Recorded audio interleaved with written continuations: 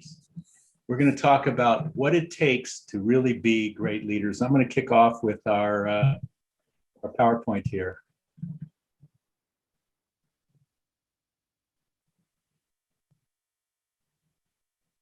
You see this well? Critical success factors. All right, so let's start talking about what it really means. But first, let's get a little bit of inspiration. You know how I like to start. You can read these yourself, but I'll just share them. You know, no problem can be solved from the same level of consciousness that created. Some of my favorite people. Peter Drucker, here's one that we talk about with leadership all the time. Nothing is less productive than to make more efficient what should not be done at all. Max Planck, I love his point of view. You see this almost every time with me. When you change the way you look at things, the things you look at change. And clarity is power today, not knowledge, but clarity, especially clarity about what's most important. So what would you like from today? And you can put it in the chat, or you can just unmute yourself and speak up. Anybody have anything that you'd really like to get out of today? I would really just like to be able to be a more effective and powerful leader for our restaurant, my family, my youth group, my Lions Club, and my community. Is that all, Charity? That's it. Okay. Should be no problem in an hour. Yeah, Steve, I would like to, really understand the foundational elements of leadership. What are the core principles you really need to keep in mind all the time? We're going to talk about where leadership starts, because if you start well, you end well. What I always say is that where you start is a predisposition for where you can end up. So let's talk about how we start as a leader, because that's essential. So what are your biggest opportunities? What are some of your greatest challenges? Charity, thank you for that. Larry, I see one of the opportunities is to really understand leadership. Both of you have this as an opportunity and potentially a challenge as well. And the other piece is, what are the most important results? So you've given us those. Anybody else want to jump in for a particular result, a challenge, or an opportunity? I'm always looking at what are the characteristics of a great leader, and how do I embed those and develop those within myself. Is that all, Dan? That's it. Okay. And since you have 9 of them, I figure if I get 1 or 2, I'm ahead of the game compared to. I'm gonna give you all 9. We're gonna have a very content-rich session today, but the real goal is to give you an overview among these particular distinctions, and then take a look at how we can apply them. Because obviously, action is, there's a great saying, an English philosopher said, the great aim of education is not knowledge, but action. So I really believe in that as well. So here's an important question. Where does leadership start? If you've been hanging around with me for a while, you could probably have an answer that I like.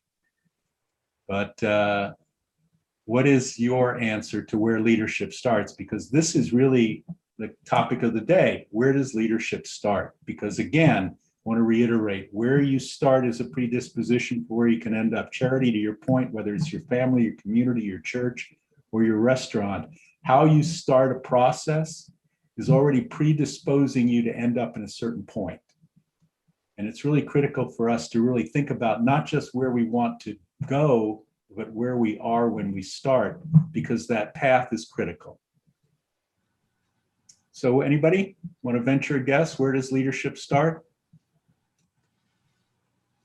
Does it start in us? Well, that's a good guess. And again, it has to start in us, that's for sure. I want to pose something a little more actionable, though. At the beginning? I love these answers. Good, Joan. The beginning of what? Beginning of your journey of becoming a leader. Okay. Again, good answer, not necessarily actionable. True?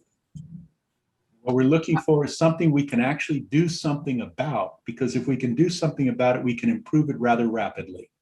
I think maybe that's the premise. Maybe, Steve, what you're getting at could be really understanding the situation first, really diving in, asking the questions, really, getting a better sense of what the, what the issues are and the underlying causes.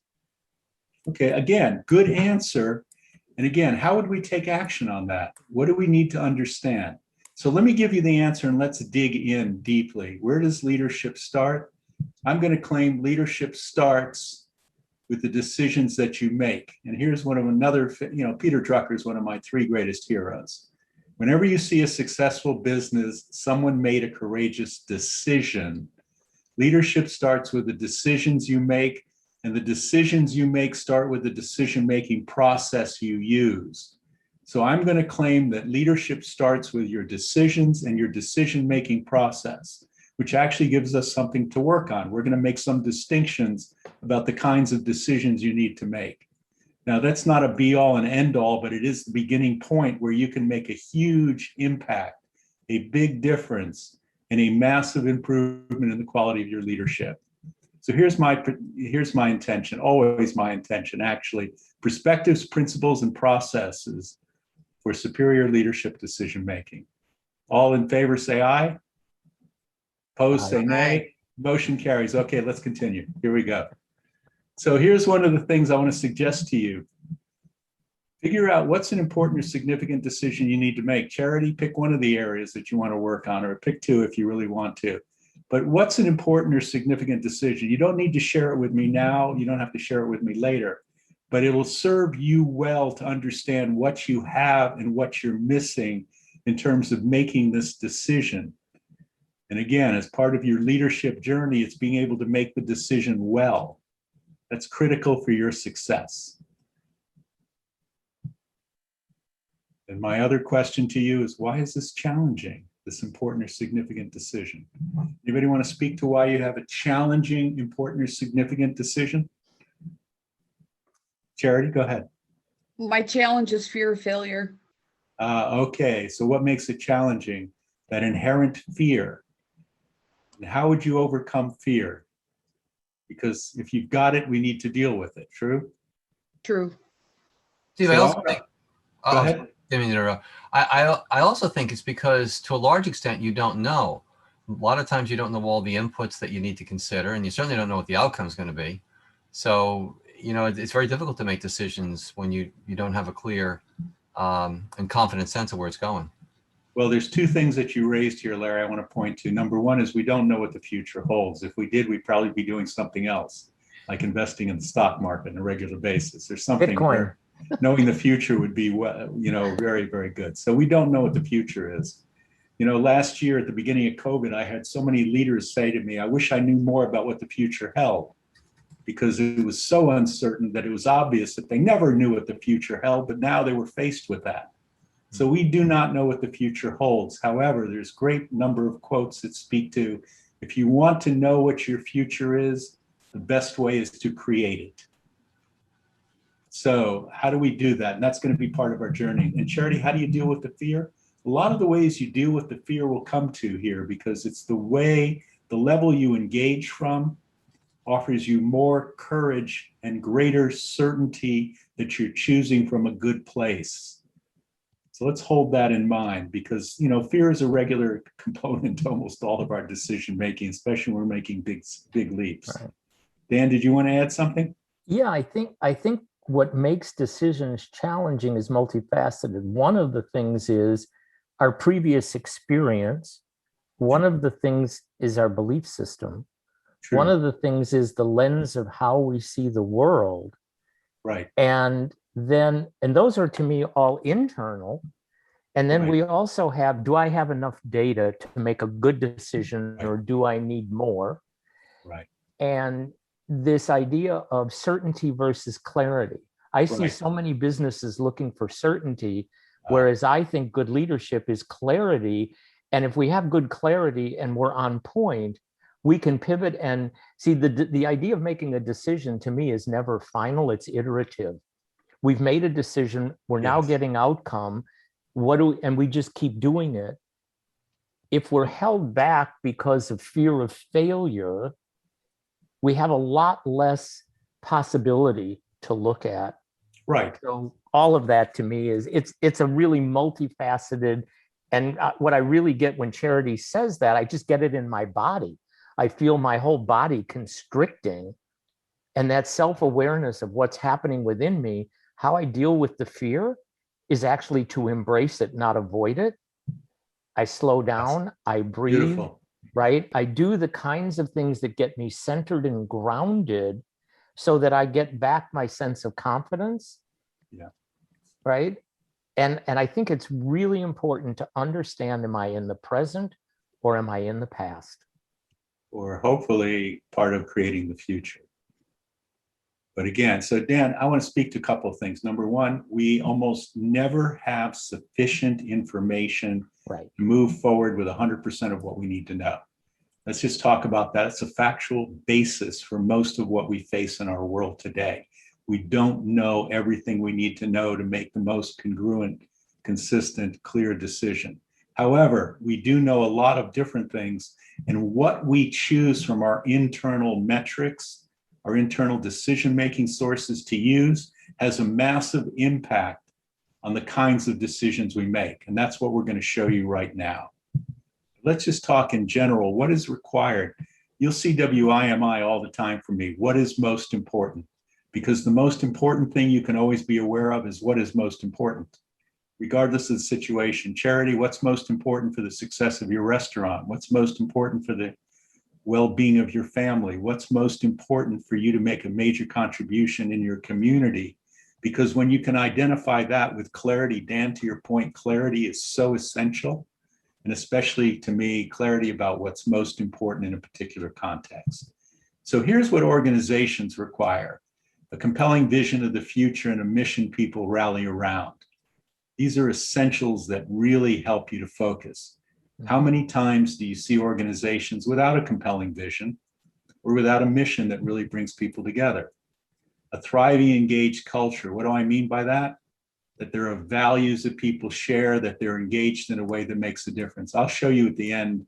I'll tell you right now, you can always get a copy of these slides by sending an email to info@optimizeintl.com, info@optimizeintl.com. I'm happy to share these with you. Clarity and focus on the most important results. You know, there's a difference between the results we need to produce short and long term and the vision of the future. The results should be paving the path to that vision. Strategies, if we're going to implement those and achieve those results, we need to have strategies we can use. We need to be able to execute on those. We need to have talent that we take in, that we develop, that we retain. And fundamentally, if we're not focused on our clients, we're looking in the wrong place.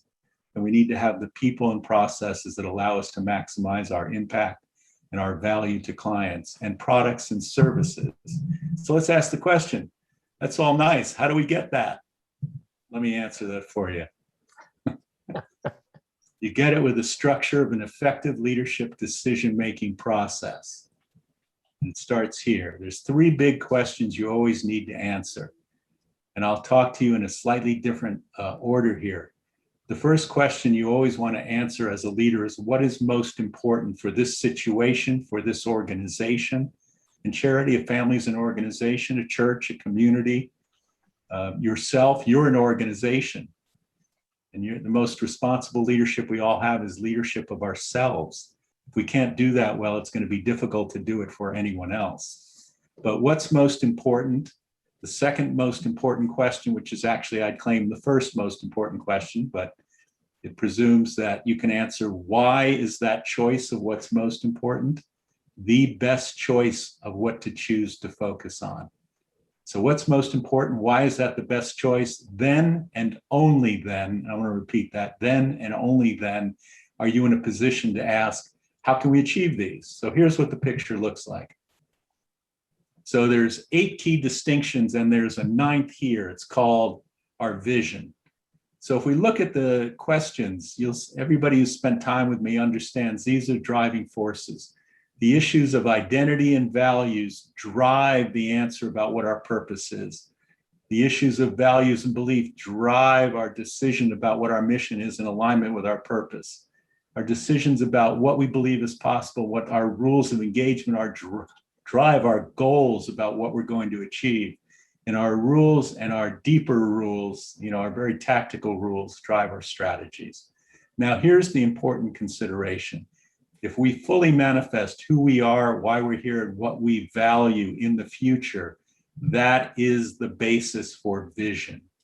So vision is putting together a picture of the future that talks about how what would be there, what would we see once we manifest our identity, purpose, and values. Oh, by the way, What are the three most powerful questions of humanity since the beginning of time? Who are we? Why are we here? What really matters? Who are we? Why are we here? What really matters? Every spiritual practice, every philosophical writer and thinker have been addressing those three questions as the primary basis of all decision making.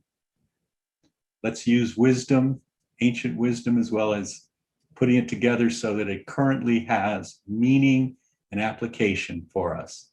Makes sense? You know, one of my other axioms is the new 80-20 rule. Everybody knows the old one. My new 80-20 rule goes like this: 80% of success is common sense. Less than 20% of the people are using it. So if this looks like common sense, we're probably in a good territory. Questions or thoughts? This making sense? Who we are and what we value, why we're here and why we make our decisions, explain why we are choosing to do what we do. What we believe is possible in our goals measure what would be important for us to accomplish. And our rules for engagement and our strategies talk about how we're going to achieve our goals in order to fulfill our mission, purpose, and vision. Now, Steve, I have a question on your rules of engagement. Sure. Is that more about so describe what that means for you? So let's talk about, has everybody here played Monopoly or chess or checkers at one point in time? So there's very specific rules in order to play the game. Now, here's the interesting piece when we start talking about leadership decision-making, whether it's individual, it's part of a team, or it's a global community. There are certain rules that need to be followed in order to fulfill on what we value. There's certain rules that need to be followed. You know, in our country, you're supposed to vote, you know, in the elections once. You're supposed to be allowed to vote. Let's talk about the rule. You know, what are the rules for allowing people to vote? Those can be changed. But the question is, what are we trying to change it in order to serve? Is that helpful, Diane? In everything that we do, you know, when we're in a family, there's certain rules that have been developed culturally, religiously, and many other ways about what's appropriate or what's not appropriate in a family. In a business, we tend to evolve our own rules of engagement, which is why some businesses are highly ethical and some are not. Well, wouldn't I don't want to digress too far, but wouldn't the rules tie then back into both what your personal beliefs are as well as what your personal values are? Yes, ideally, who you are and what you value drives your beliefs, which drive your rules. However, what we're going to see is that you can start at any point. A lot of people just make up rules without any basis in values or purpose. And that's when you get in trouble because, you know, the rule is I can't do this. You know, to Charity's point about, you know, having fear, you know, she created a belief and then has a rule. Her belief is if I do this, something could go wrong. Therefore, I'm fearful that I could run into something that I don't want. Okay. Makes sense? And then you make up rules about I can or I can't do this. So again, the question is this serving you or is it not serving you? Is it related to what you value most or is it related to something that's provoked you in the past and may or may not even be current? Yeah, thank you. We're going to talk about how to develop these in a more effective way. And usually it starts from the top. Yeah. Steve, Go ahead, Mark. I don't know if this is a tangent, but I wrote an article not too long ago about How to turn your phone on? sorry. You're in demand, Mark. No, I'm going to call him right back. The rules for making a decision are the outcome of the decision. I mean, the rules for voting create the outcome. When my kids were growing up, we went to dinner every Sunday. And when we were driving out of the church parking lot, we would start deciding where we're going to go to dinner that night. And it was always the least common denominator. And 95% of the time we ended up at Chili's because that was what nobody objected to. So here's the thing, Mark. I think what you're pointing to, if I can intervene here. Yeah. Some people drive from the basis of rules. Some people drive from the basis of identity or values or beliefs and then make up their rules. Yeah. So here's the interesting point, and I think this is the really critical nature of decision making is you can make a decision starting anywhere on this grid.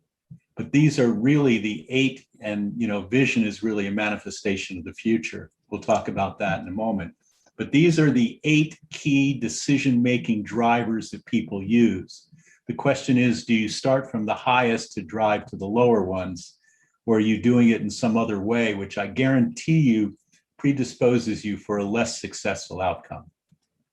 So are we clear about that? What I'm saying to you is you can choose to start your decision-making from any place here. You might have a belief that if I do that, I'm going to fail, therefore I can't. That's a belief in rule-driven decision. It's going to limit your goals and your strategies, and it's going to negate, if not obliviate, a sense of purpose and mission in most cases. So the basic premise is we can start our decisions from any one of these 8s. I want to show you what the highest and best is, but let me give you 2 frames of reference to really talk about, because as a leader, we really want to affect other people. So let's talk about levels of engagement motivation, because whenever we're dealing with not just ourselves, although this is relevant for us, but with anybody else who we lead, the question is, how engaged and motivated can we help them be? And I'm going to make the simplest distinctions possible, but we have research that shows that 70% of people in the United States are not engaged in their job. I think the 72 is the actual number, not engaged in their job. So as leaders, that's a major failing of leadership. So what we want to look at here is, what does it take to be engaged and motivated? And I want to give you 4 distinctions. And here they are. So we start out with what you have to do. If you're a command and control leader, you're telling people what they have to do. Where does that sit on the level of engagement motivation? Extremely low on both points. Then we have the things that we tell ourselves and we tell the rest of our organization we or they need to do. Where does that stand? A little more motivating, but not much.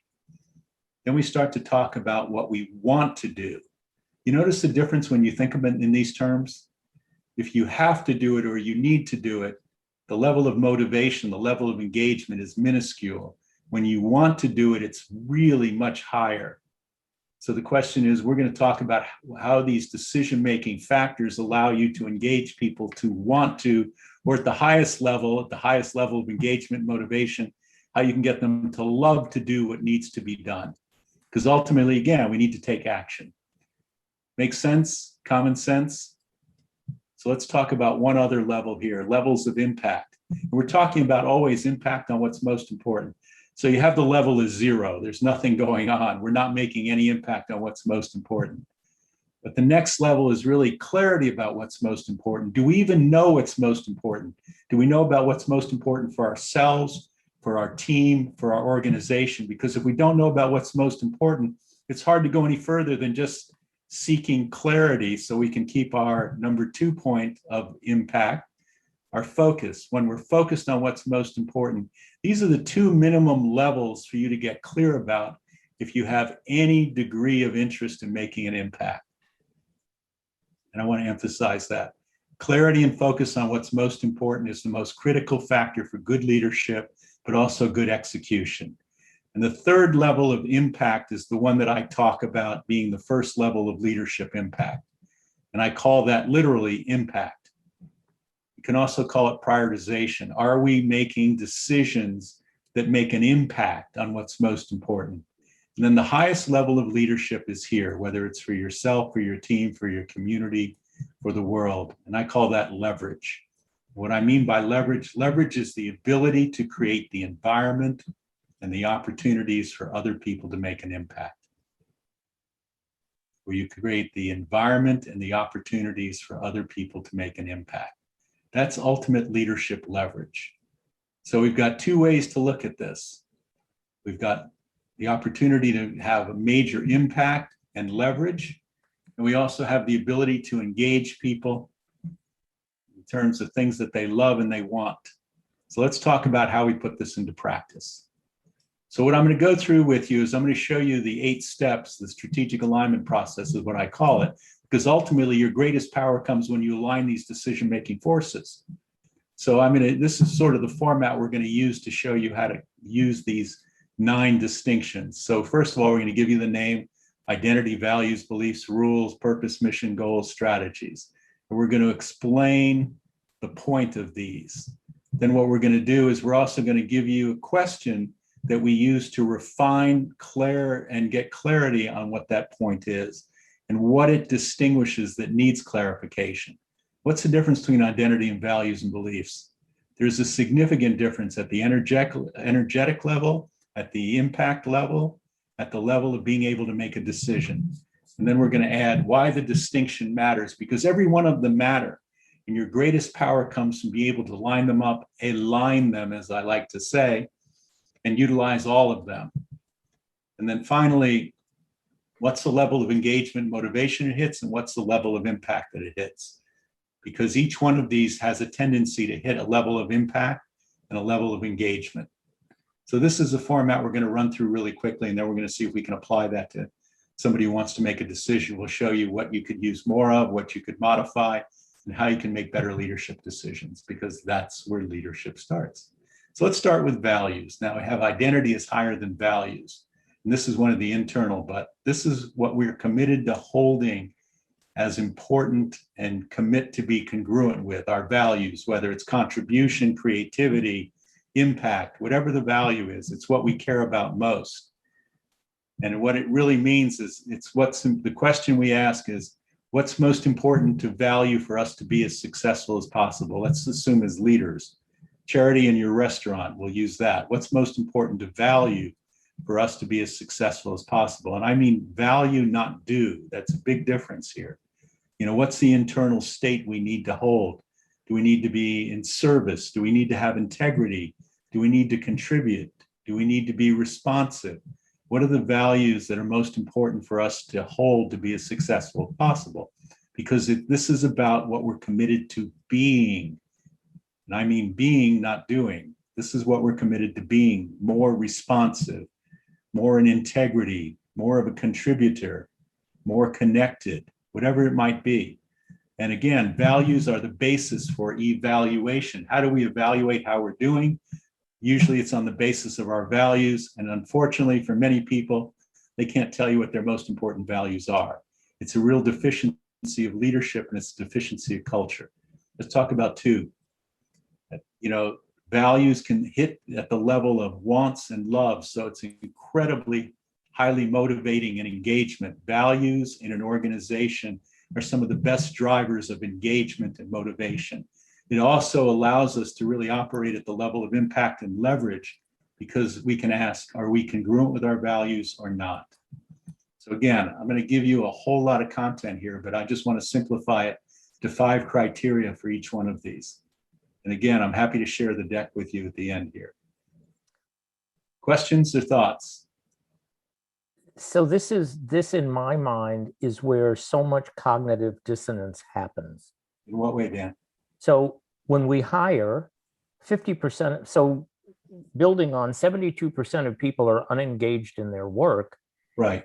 They're unengaged, because the work is unengaging, which Yes. reminds me of Henry Ford, who said, I love people with hands, I just wish they didn't have a brain. Oh, Right. well, So that Henry Ford. that industrial idea Right. is the command and control top-down industrial idea. Yes. But Very when sad. we interview, we also hire usually wrong 50% of the time, and we promote Right. wrong 83% of the time, because what we look at is exactly not this. So Yes, if we were exactly. doing a better job, if you come as a marketer and you have a resume, I give you table stakes. You're good at marketing. Now I want to know you. I want to know what your values are. Right. That's exactly And right. if I interview to that, I know if I have a good culture fit. If you're a maverick and Correct. I have a collaborative environment and I hire you, all I can do is disrupt my game. So there's this what I call the internal loci of control and external. And why Yes. does so much of this fail in the public environment is because the values are subservient to Wall Street. So although I have values and although I have ideals and although I have all these things, as soon as I look like I'm not hitting my number, we don't care about that. Now we're on command and control to get the 1 to 2 pennies that we need. See, so you talk about sustainability in this, Dan, because if your focus is on values, the sustainability and the impact level that you can operate in an organization is vastly different than if you're focused on your goals or your strategies. Yep. So I agree with everything you said here. This is one of the internal bases for strong leadership, for strong decision making. Because if you don't have this as a fundamental basis of your decision making, you have an inherently weak organization, regardless of everything else that you've got going. And it may be booming at the moment, but it will encounter all kinds of obstacles when you lack values. Right. And I think that for me, the best example of this is Jeff Bezos, who basically told Wall Street, I'm not giving you any guidance, do what you wish, but our value is to be the most customer-centric company in the world. And so that value, that strategy, that belief, whatever you want to call it, and it hits all of those, is so central to who they are. They're so internally focused. Let me show you something here, Dan. You're absolutely right, because that to me is the best idea. He was speaking about his mission, which is actually predominantly driven by your values in alignment with their purpose. Yep. So of course that makes sense. To have strong values would have a stronger mission. And his mission was to grow this business rather than kowtow to Wall Street. Make sense? So again, I just want to show you the structure. These arrows say that identity and values drive purpose. Values and beliefs about what's important, about what could be, drive our mission. So let's go back and just lay out some of the groundwork here, and then we'll start to see about applying it. So I put this as number 2 because values are what I call the most accessible level of transformation. That if your values are clear, you can engage people faster, higher, and better than almost anything else that you could put together. Identity is a little more challenging, and it's even a little more powerful. But identity is who we are and who we're committed to being. Because, Charity, to your point earlier, you may or may not already be all that you aspire to be. But by being clear about who you're committed to being, you begin to build it as a very powerful platform.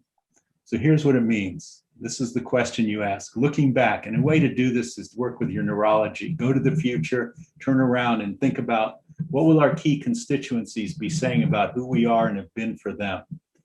Because there's something, I'm just going to give you a little piece of insight. From a neurological point of view, your memory is far more powerful than your creativity. Your memory already makes you believe it's real. So if you were to go out to the future, turn around and look at what the last year, 3 years has been, and asking what will our key constituencies, our family, our team, our members, our media, the community be saying about who we are, you're going to be able to draw it out as almost as if it was real because it's coming from memory. And identity is the highest level of congruence. When we say we're Americans, when we say we're males, we're females, we can say whatever we're going to say, religion, town that we live in, state that we're from, the region that we grew up in. It's the highest level of congruence for human beings is who we say we are. Not what we say we do, but who we say we are. It's the basis also, the reason we call identity so powerful, it's the basis for calling forth our highest and our best. And that's why it's not just about who we are today, but who we're committed to being. Talk about what level does it engage us at, the highest level of what we love and want. There's no more profound basis for engagement than our identity if we use it. And again, here's the sad fact. Most organizations, most leaders, most people don't use it. They don't operate from the level of who we are. They might operate from a level of sense of purpose, but that's more of a values-driven purpose. Whoops, that was fast. Come back here. Come back here. All right, so it's effective at all levels, but especially the impact and leverage level. The 2 highest levels of impact from an internal point of view is who you say you are and what you say you value. The highest level of impact and engagement from an organization is who the organization claims it to be and what it says and honors as its values. Makes sense? Common sense? It's so profound, it's so simple. Leonardo da Vinci said, simplicity is the ultimate sophistication. And there's a difference between simple and easy. This is simple. It may not be easy, but it's certainly worthy. So let's move on here and talk about, this is really where we're going here. So identity and values are actually the driver of purpose, and our identity, purpose, and values fully manifested as the driver of vision. So let's look at how that works. So our purpose is the ultimate why we exist. The question we use is, given who we are and what we value, our identity and our values, why are we here? Which is another way of saying, what's our purpose? And the purpose is a powerful decision that calls out to be made. It's not something that's inherently present. It needs to be chosen. And that's the difference. Dan, you made the distinction of internal and external.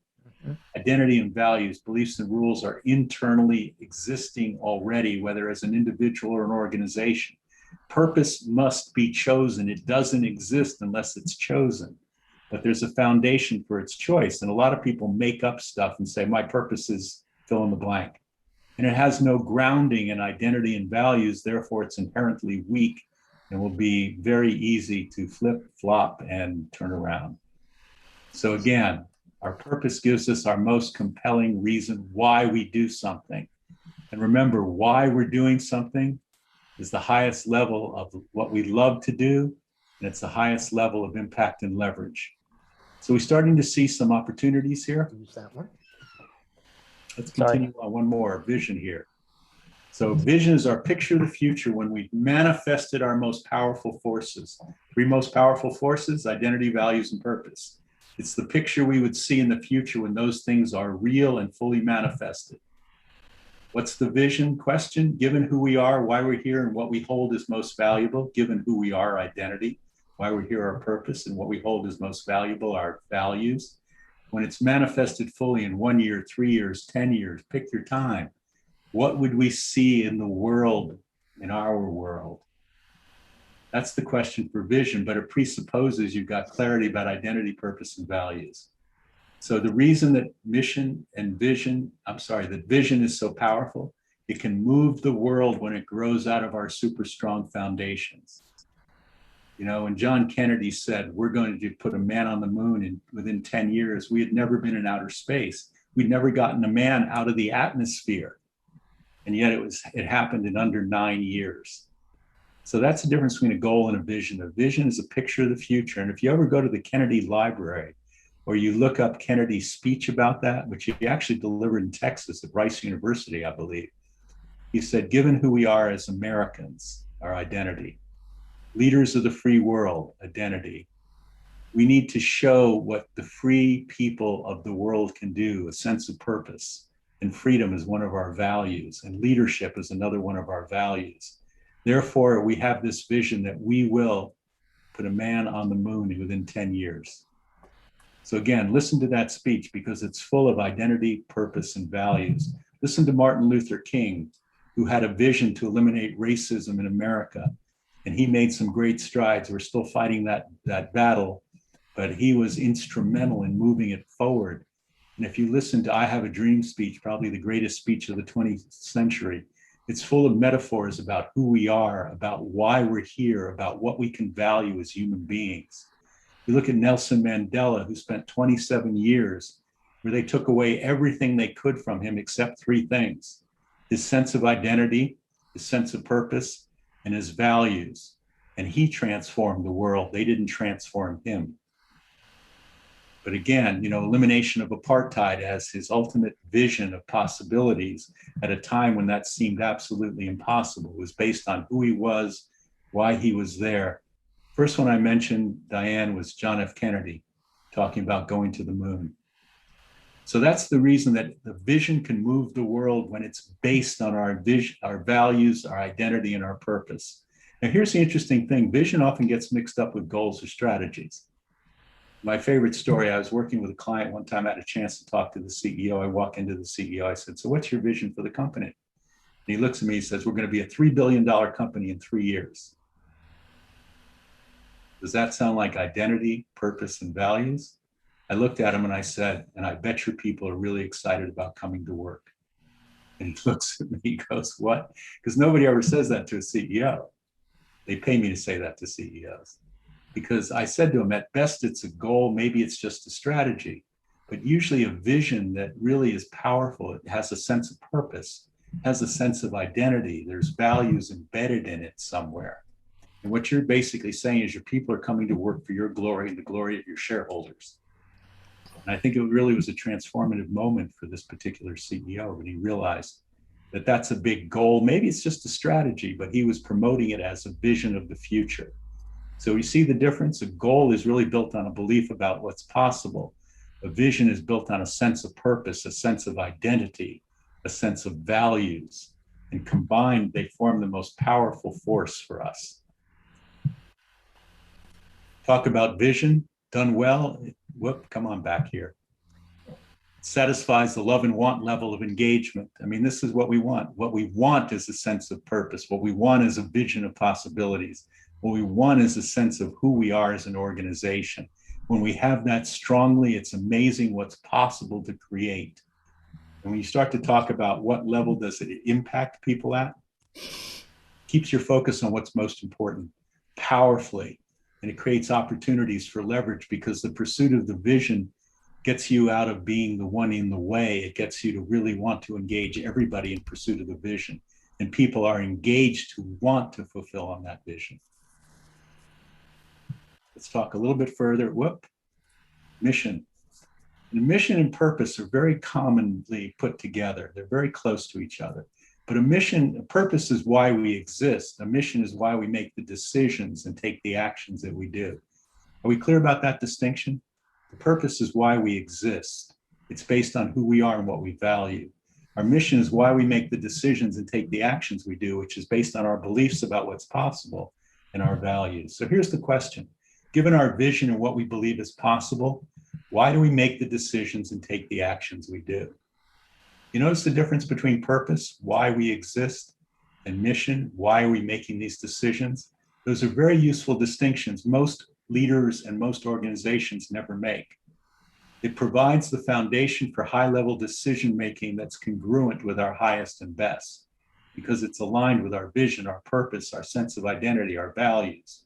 And again, once again, it hits at the highest levels, satisfies the love and want level of engagement, and it hits at the focus, impact, and leverage level of impact. Let's continue on, and then we're going to start to use these real quickly. So let's talk about where we are. We've just covered the why, and we've started on to now the drivers about what we really think is most important. But we need to have solidity about why we're doing what we're doing, why we are what we are, why we value what we do, because if we do, it makes it really easy to have congruent beliefs and meaningful goals. And when you look at goals that are made up and thrown out to people, and they make no sense and people can't explain why those are the best choices, the goals to pursue, you failed at identifying why anybody should care. Let's move in here and we'll put these together. So beliefs, what we think is possible. And I want to talk about the empowering beliefs, what we think is possible when we operate at our highest and our best. The question is, given who we are, why we're here, and what we hold as most valuable, what do we believe is possible by being our best? Beliefs really are a powerful force for creation, but they're also a powerful force for destruction. Charity, you talked about having fear. That's a belief that something could go wrong. But if we also have faith, it's a belief that something could work out. The question is, what belief are we going to give attention to? It's a powerful force for both creation and destruction. I really encourage everybody to work on the empowering beliefs. And there's almost everybody has thousands of beliefs, including a lot of mutually conflicting beliefs. Look before you leap, but he who hesitates is lost. We have plenty like that. But it's the most common basis of decision making. Now, that's not a good thing in my book, but it's a very common thing that people go, well, I believe this is the right thing to do. Well, why would that be the best choice? And if you can't answer that question, you're probably making a decision prematurely and inadequately. So it's the most common basis of decision making, and most decision making is not done very well. It's often misconstrued as stronger and more reliable. especially when people don't recognize that you're basing your decision on a belief and not on a value or sense of purpose or a vision. It can satisfy the must, need, want, or love level, depending on how strong your belief is and how congruent it is with your identity and values. A lot of times, a belief that's just made up on the spot is going to be something that they think they need to do or they have to do, which is a very, very low level of engagement and inspiration. And it can be employed at any level of decision making, but once again, very often it's not even congruent with what's most important, which we all know right now is the basis of the best decision making. So you got to be careful with beliefs, because this is where it starts to get sticky. Is it congruent with our identity and values? Is it serving our purpose and our mission? Because if it's not, it's probably flying in from left field and doing damage. Certainly, it's not supporting our best leadership. And beliefs are a major driver of our goals. Goals are the most important metrics of success. Here's how I couch it. In fulfilling our vision and mission, it presupposes your vision and mission is clear. Because if it's not clear, your goals are probably very incongruent with what would matter most as a great leader and making great decisions. So again, the question for goals is very simple. What are the best measurements of accomplishment of our vision and mission? It inherently references vision and mission. It identifies what to focus on and think about accomplishing that would be really valuable. It focuses on and makes you think about what's worth accomplishing that's congruent with your vision and mission. And it offers, it really very often suffers from a lack of alignment with the mission and vision. When it does, it's inadequate decision making and it's poor leadership. Again, most of the time, we're operating at the need and want level of engagement. If that's all we have is goals that are incongruent, it's not going to be a very high level of engagement. You have to grow 17%. You have to improve your profitability by 10%. The question any thoughtful leader should be able to answer is, why is that the best choice of what to focus on? Because it very well could be if it's congruent and aligned with your vision and mission. It can be effective at the focus and impact levels, but that assumes at the impact level that it's part of your vision and mission congruence. We're starting to see a pattern here that your decision-making process needs to take these all into place and into consideration. And if you don't, you inherently have what I call the equivalent of hanging chads from way back when in our election, where it's not clear what they stand for or what they represent, but they cause a lot of havoc. And strategies, how can we best accomplish our goals?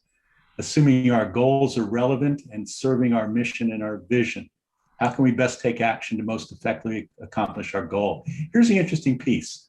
When I work with leadership teams, I'm often asking, where do you spend the most amount of time and what creates the greatest conflict in your discussions? Your vision, mission, goals, or strategies? You know what the answer is all the time? What do you think the answer is? Where do you spend the most time and find the most conflict at the level of vision, mission, goals, or strategies? I think for most, it's strategy. You're absolutely right, Dan. It's at strategies, which is the least significant of all those four decisions. And the reason we spend our time there is because we don't have a metric for saying, why would we do this in order to achieve that goal? Because unless we know we are going to do this in order to achieve that goal because it fulfills on our mission and our vision. If we have that, strategies become very simple. If we don't have that, we have no way to gauge why we're making a good decision. And therefore, we spend a tremendous amount of time, an inordinate amount of time, working on strategies. These are the core activities that most effectively and efficiently achieve our goals. And if we assume that our goals are congruent with our mission and vision, we've got something to work on. The greatest source of disagreement, conflict, and misalignment when they're poorly done. And poorly done means there's no congruence with the goals, mission, and vision. This is the must and need level. It's the clarity and focus level. We're not at a very high level of leadership decision-making here unless it's congruent with goals and mission and vision. So the most basic question framework, and again, we're going back to what we talked about in the beginning. What are our most important results? Why are those the best choices of what's most important? Then and only then, how do we accomplish these most important results? So what's the process for making it happen? You just saw it.